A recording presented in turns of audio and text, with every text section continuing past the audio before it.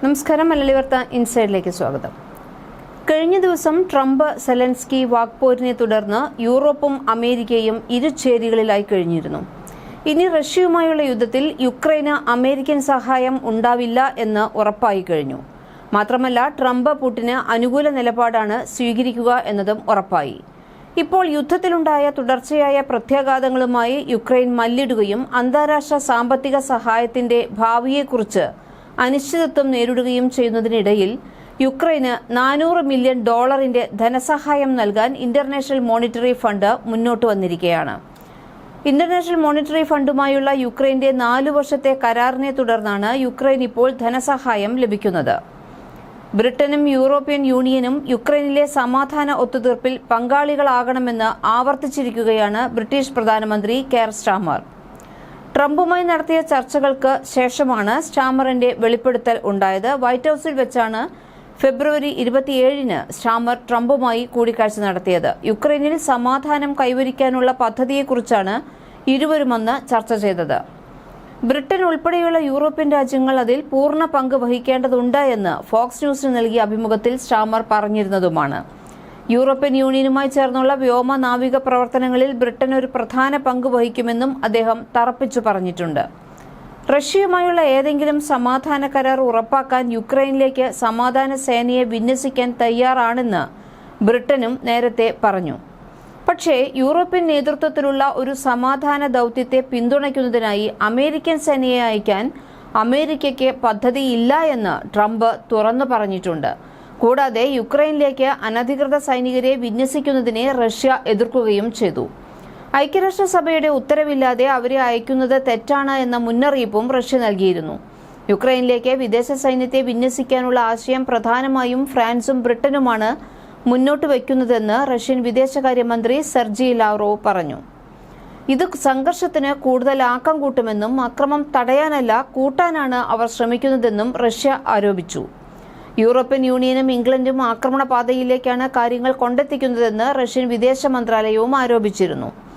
Russian ഭീഷണിയിൽ നിന്ന് മോചനം നേടുന്നതിനാണ് Zelensky European സുരക്ഷാ സഖ്യമായ നേറ്റോയിൽ അംഗത്വം ആവശ്യപ്പെട്ടത്. ഇത് തടയുക എന്നതായിരുന്നു യുക്രൈൻ ആക്രമിക്കാൻ റഷ്യ കാരണമായി പറഞ്ഞിരുന്നതും. റഷ്യയുടെ ഈ ആവശ്യം അമേരിക്കയും അംഗീകരിക്കുകയാണ്. നേറ്റോ അംഗത്വം ഇല്ലെങ്കിൽ പിന്നെ യുക്രൈന് എന്തു സുരക്ഷാ ഉറപ്പാണ് US നൽകുക എന്ന സെലൻസ്കിയുടെ ചോദ്യത്തിന് അമേരിക്കൻ കമ്പനികൾ യുക്രൈനിൽ ബിസിനസ് നടത്തുന്നിടത്തോളം യുക്രൈൻ സുരക്ഷിതമായിരിക്കും എന്ന സന്ദേശമാണ് ട്രംപ് നൽകിയത്. ഇവിടെ തന്നെ കാര്യങ്ങൾ വ്യക്തമാണ്. കാരണം അമേരിക്കൻ കമ്പനികൾ യുക്രൈനിൽ ബിസിനസ് നടത്തുന്നിടത്തോളം കാലം മാത്രമാണ് യുക്രൈൻ സുരക്ഷിതമായിരിക്കുന്നത്. അതായത് സമ്പത്ത് മുഴുവനും തന്നെ അമേരിക്കയ്ക്ക് അടിയറവ് വെച്ചു കഴിഞ്ഞാലും യുക്രൈൻ സുരക്ഷിതമാണ് എന്ന് ഉറപ്പു പറയാനാവില്ല എന്ന ഒരു സന്ദേശം തന്നെയാണ് ട്രംപ് നൽകിയത്. ഇതിനിടെ നേറ്റോ ട്രംപുമായുള്ള സെലൻസ്കിയുടെ മോശം ഇടപെടലിനെ വിമർശിക്കുകയും ചെയ്തു. ദൗർഭാഗ്യകരമെന്നാണ് സംഭവത്തെ നേറ്റോ വിശേഷിപ്പിച്ചത്. ട്രംപുമായി നല്ല ബന്ധം സെലൻസ്കി ഉറപ്പാക്കണമെന്നാണ് നേറ്റോ ആവശ്യപ്പെടുന്നത്. അമേരിക്കയില്ലാത്ത നേറ്റോയ്ക്ക് മുന്നോട്ടു പോകാൻ ബുദ്ധിമുട്ടാകും എന്നതു തന്നെയാണ് ഇതിനു കാരണം.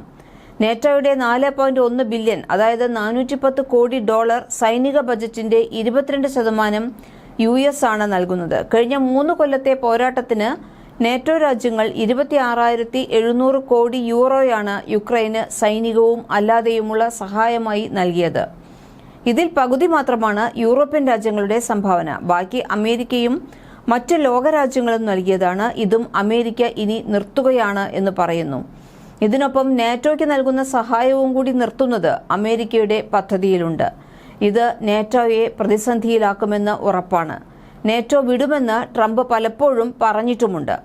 അതുകൊണ്ട് തന്നെ യുക്രൈനെ നേറ്റോ പിന്തുണച്ചാൽ അത് നേറ്റോയുടെ നിലനിൽപ്പിന്റെ തന്നെ പ്രശ്നമായി മാറും. ഇത് മനസ്സിലാക്കിയാണ് ട്രംപുമായുള്ള സെലൻസ്കിയുടെ മോശം ഇടപെടലിനെ നേറ്റോ വിമർശിക്കുന്നത്. ട്രംപുമായി നല്ല ബന്ധം സെലൻസ്കി ഉറപ്പാക്കണമെന്ന് നേറ്റോ ആവശ്യപ്പെട്ടു കഴിഞ്ഞു. ദൗർഭാഗ്യകരമെന്നാണ് സംഭവത്തെ നേറ്റോ വിശേഷിപ്പിച്ചതും. ഇതിനിടെ സൈനിക സഹായം യുക്രൈന് നൽകുന്നത് അവസാനിപ്പിച്ചുള്ള ഉത്തരവ് ട്രംപ് ഉടൻ പുറപ്പെടുവിപ്പിക്കുമെന്നും സൂചനയുണ്ട്. 1949 ഏപ്രിൽ 4-ന് നിലവിൽ വന്ന വടക്കൻ അറ്റ്ലാന്റിക് ഉടമ്പടി പ്രകാരം പ്രവർത്തിക്കുന്ന അന്താരാഷ്ട്ര സൈനിക സഖ്യമാണ് നോർത്ത് അറ്റ്ലാന്റിക് ട്രീറ്റി ഓർഗനൈസേഷൻ എന്ന നേറ്റോ. ബെൽജിയത്തിലെ ബ്രസൽസിലാണ് ഇതിന്റെ ആസ്ഥാനം. ബാഹ്യ ശക്തികളിൽ നിന്നുള്ള ആക്രമണം ഉണ്ടാവുകയാണെങ്കിൽ അംഗരാഷ്ട്രങ്ങളെല്ലാം ഒരുമിച്ച് നിന്ന് ഇതിനെ പ്രതിരോധിക്കണം എന്നതാണ് ഈ സഖ്യം പ്രധാനമായും ലക്ഷ്യമിടുന്നത്. 12 രാഷ്ട്രങ്ങൾ ചേർന്ന് ആരംഭിച്ച ഈ സഖ്യത്തിൽ ഇപ്പോൾ 32 അംഗരാഷ്ട്രങ്ങൾ ഉണ്ട്. 1949 രൂപം കൊടുത്ത സൈനിക സഖ്യത്തിൽ UK, France, Belgium, Denmark, Italy, Iceland, Luxembourg, Netherland, Norway, Portugal, American ഐക്യനാടുകൾ, കാനഡ എന്നിവയായിരുന്നു 12 സ്ഥാപകാംഗങ്ങളായി ഉണ്ടായിരുന്നത്. 1947 തന്നെ ബ്രിട്ടനും ഫ്രാൻസും തമ്മിൽ സംയുക്ത സൈനിക സഖ്യങ്ങൾ രൂപീകരിച്ചിരുന്നു. 1948 ഉണ്ടായിരുന്ന പാശ്ചാത്യ സഖ്യസേനയായ വെസ്റ്റേൺ യൂണിയനിലേക്ക് വടക്കൻ അമേരിക്കയിലെ രാജ്യങ്ങളായ USA, കാനഡ എന്നിവ കൂടിച്ചേർത്ത് നാറ്റോ സൈനിക സഖ്യമായി മാറുകയായിരുന്നു. രണ്ടാം ലോക യുദ്ധാനന്തരം സോവിയറ്റ് യൂണിയൻ യൂറോപ്പിലേക്ക് കടക്കുന്നത് തടയുക എന്നതായിരുന്നു നാറ്റോയുടെ യഥാർത്ഥ ലക്ഷ്യം.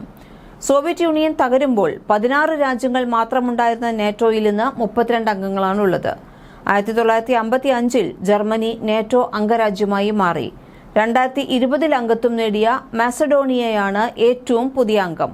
ഇതിലേക്കാണ് ഇപ്പോൾ യുക്രൈനും അംഗത്വം ആഗ്രഹിച്ചത്.